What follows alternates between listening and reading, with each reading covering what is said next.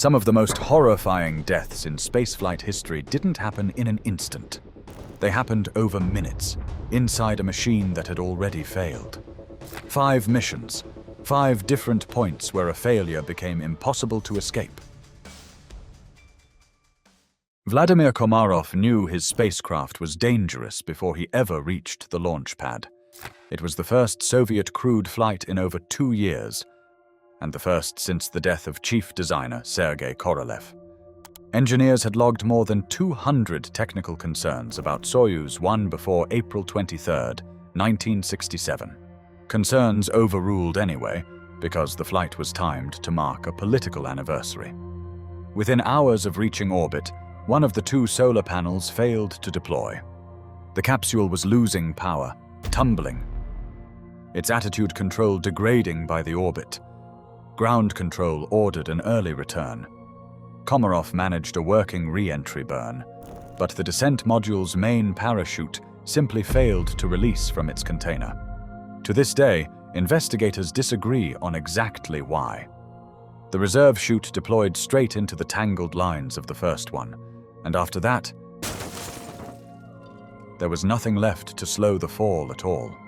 The capsule hit the ground at enormous speed, in a hull built to survive orbit, not impact. Retro rockets, meant to soften a normal touchdown, fired into a structure that was already collapsing. Komarov became the first human being to die during a spaceflight. A second Soyuz, carrying 3 more cosmonauts, had been scheduled to launch the following day, but that mission was already cancelled as Soyuz 1's problems mounted in orbit. 4 years later, the danger looked nothing like that. Soyuz 11 ended with the smoothest re-entry the Soviet program had managed. Georgy Dobrovolsky, Vladislav Volkov, and Viktor Patsayev had just spent 23 days aboard Salyut 1, a world record. The descent burn worked. The parachute worked. The capsule came down on the Kazakh steppe exactly where it was supposed to, upright, intact. Recovery crews jogged toward it expecting 3 exhausted but living cosmonauts. They opened the hatch to silence. All 3 men were dead, and the spacecraft that carried them had done nothing visibly wrong. During module separation at 168 kilometers altitude, a cabin ventilation valve, designed to equalize pressure only after landing, had been jarred open early by the force of the separation. The air didn't rush out violently. It just left. Fast and almost silent, in a cabin with no room for pressure suits because the capsule had been reconfigured to carry 3 men instead of 2. Dissolved gas in the blood has nowhere to go but outward, through the lungs, through the skin, through every membrane thin enough to let it escape. Investigators later calculated that the crew had less than 20 seconds before oxygen starvation made purposeful movement impossible, and that the monitored cosmonaut's heart stopped within about 40 seconds of the pressure loss. How do you investigate a death that leaves no visible wound on a spacecraft that worked perfectly? Within less than a minute, there was nothing left for them to do about it. Challenger is different, because everyone already knows how it looks. Engineers at the booster manufacturer had warned the night before that the cold could make the O-rings fail, and were overruled. 73 seconds after launch on January 28, 1986, a failed O-ring seal, stiffened by near-freezing overnight temperatures, let hot gas escape the right solid rocket booster, and the vehicle broke apart at roughly 46,000 feet. But the explosion in the footage was not, on its own, what killed the crew. The crew cabin, structurally the most reinforced part of the shuttle, appears to have survived that breakup relatively intact. Emergency air packs, 3 of which investigators found had been manually activated, suggest at least some of the 7 survived the initial breakup. What isn't known, and shouldn't be stated as fact, is how long any of them remained conscious during the roughly 2 minutes and 45 seconds before the cabin struck the Atlantic at over 200 miles per hour. That impact, not the fireball, is what the evidence points to as the actual cause of death.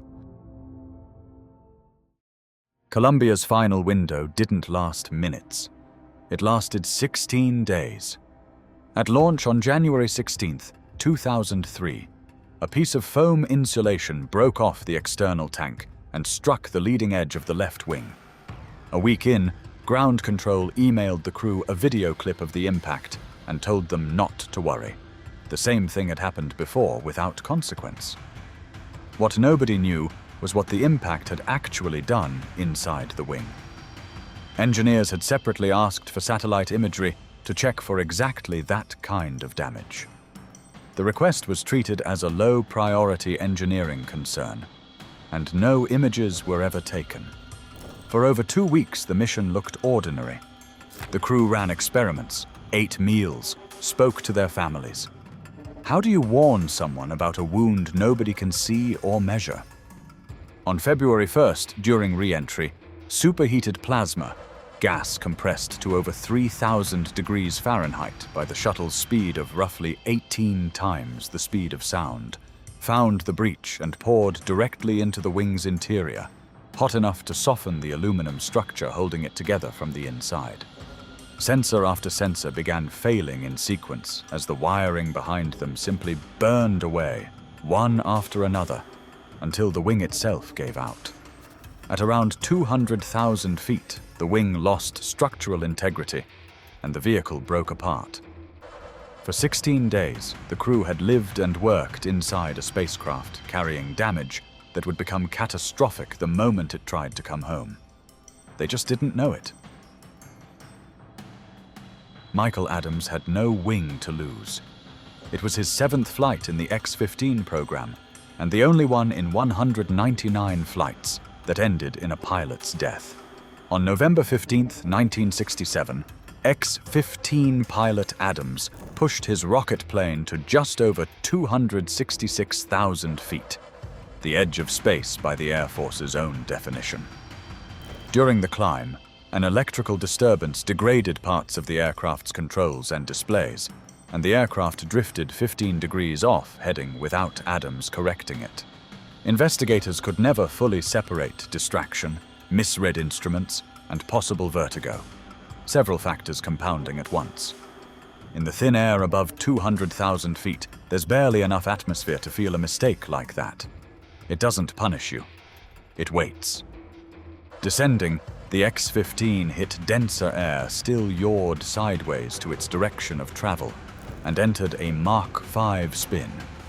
It recovered from the spin, but its flight control system began oscillating against the rising air pressure instead of stabilizing it. As the X-15 neared 65,000 feet, diving at Mach 3.93, it was taking over 15 G vertically and 8 G-con laterally, forces the airframe was never built to survive. It broke apart in seconds. The atmosphere hadn't changed what Adams was doing wrong. It had only changed what wrong could cost